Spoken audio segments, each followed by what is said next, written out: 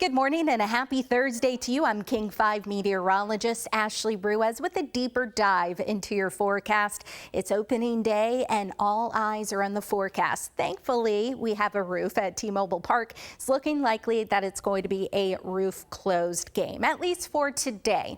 And the reason why we had the storms yesterday, and we're going to hold the rain chances in the forecast at least through Saturday, it's because of this area of low pressure. You see, it is large and it is spinning over the open Pacific just offshore this morning, roughly 980 millibars. It's going to continue to rotate showers over the west coast, especially from Oregon all the way up into Vancouver Island, British Columbia, and it's just going to kind of meander offshore. Eventually, it's going to open up to a trough, but it's still going to keep things pretty unsettled. So through the afternoon today, it's going to just continue to send waves of showers. Again, maybe an isolated thunderstorm to the area, but it's not going to bring us severe weather, thankfully. Yesterday, that was when we had the greatest risk for that, but we could still have a thunderstorm nonetheless. It did bring us some very beneficial rain. Yesterday's rain totals, this is through midnight this morning, it's showing anywhere between about maybe a tenth of an inch, a little more than that, up to an inch, a half of an inch, in some spots maybe closer to an inch. So very beneficial rain. We need everything we can get at this point, but the good news is the Olympic Peninsula slowly going to see improvements, already having improvements over the last week. This is the latest drought monitor update. It's issued every Thursday, and this time last week, a little more of the Olympic Peninsula was under the abnormally dry category, which is that yellow color. You see this tan orange color? Moderate drought. So that still includes the I-5 corridor and up into the Cascades and even the eastern slopes of the Cascades. The good news is we'll continue to see some decent rain chances in the forecast, and once again, anything at this point will help, including snow up in the mountains. We need the snowpack, but so far, so good. Here's a look at the annual rainfall total. So this is not for the month, this is for the entire year. And CTAC actually starting to pick up on that deficit. So just as of a couple of weeks ago, even a week ago, it was still closer to 4 to 5 inches below where we should be this time of year. So we are catching up. Bellingham, right where they should be, at least close to where they should be. And once again, we are going to have more rain in the forecast, not looking as though it's going to be all too heavy, but as I mentioned, anything will help.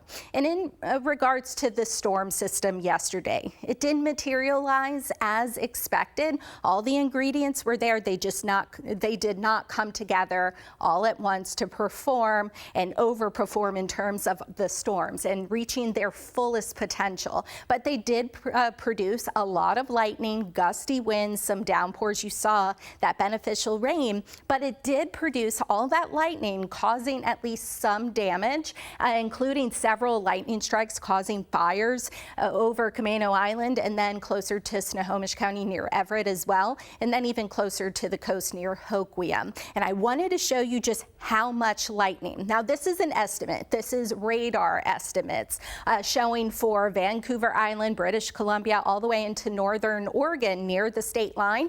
And this also includes eastern Washington. You see potentially over 1,000 strikes of lightning between 7 a.m. Wednesday and 7 a.m. Thursday. So these storms were still very energized. It just didn't come together to produce the hail, did not have that energy for those updrafts to really develop. Our temperatures really struggled to warm because we were just trapped under clouds for a good chunk of the day. And so that really reduced that window of opportunity for these thunderstorms to move into a more conducive environment. Temperatures, again, very small window of opportunity for that daytime heating to add to the atmosphere for these thunderstorms to grow. And so we are going to still have that chance for a thunderstorm today. We have a level 0 out of 5 on the scale. This light green just indicates general thunderstorms, non-severe thunderstorms, but a thunderstorm nonetheless that could produce a couple of bolts of lightning. We've already had that offshore and closer to the coast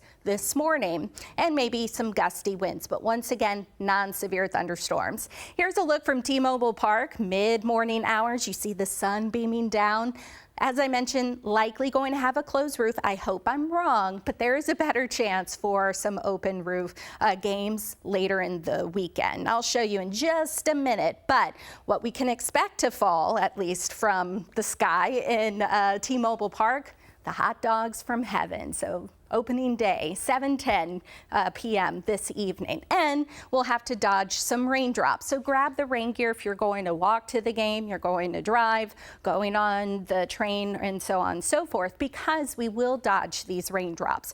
Here's this afternoon. 2-3 o'clock, you see temperatures in the 50s to near 60s, sun breaks as well. And once again, that low's just going to rotate the showers over the area. Here's 7 o'clock, and it's showing a couple of showers in the area.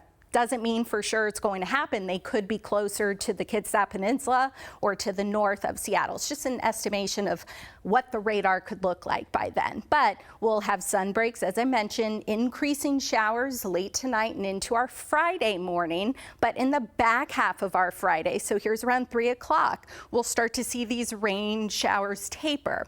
Saturday, that's when we'll really start to dry things out, because I told you that low that's over the Pacific right now, it's going to open up to a trough and it's going to weaken. And then we're going to have some very weak brief ridging taking hold. So Sunday looks as though it's going to be the drier day of the two.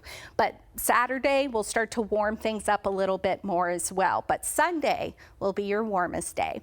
Precip totals, estimations, of course. This is through Saturday evening, an additional 1/2 inch for some spots, maybe up to 2 inches closer to the coast with the rain coming over the next couple of days.